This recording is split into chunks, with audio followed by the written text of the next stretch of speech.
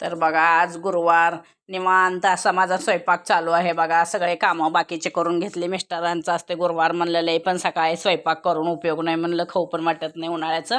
गरम गरम आणि ताजाच करावं म्हणलं जेव्हा सोडायला येतील तेव्हा. मग बघा कुकर लावून घेतला डाळ भाताचा आणि ताक केलं होतं बघा. तूप काढून घेतलं होतं म्हणून उन्हाळ्याने ताक पण जास्ती निघालं आणि तूप कमी निघालं. मग तूपच कडवायला ठेवले होते बघा शेगडीवर. म्हणलं तूप कडवून घेतलं मस्त असं. पण पडलं होतं बऱ्याचपैकी. 8 दिवसाचं होतं पण एक पाव किलो इतकं पडलं होतं बघा.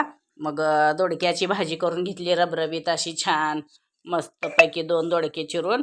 आणि वरण भात लावलंच होतं. मग थोडीशी मटकी होती म्हणलं चला तेवढीच म्हणलं मटकी पण मोकळी करून घ्यावी म्हणून अशी मटकी करून घेतली बघा मी. त्याच्यामध्ये कांदा हिरवी मिरची ते घालून छान अशी मटकी करून घेतली.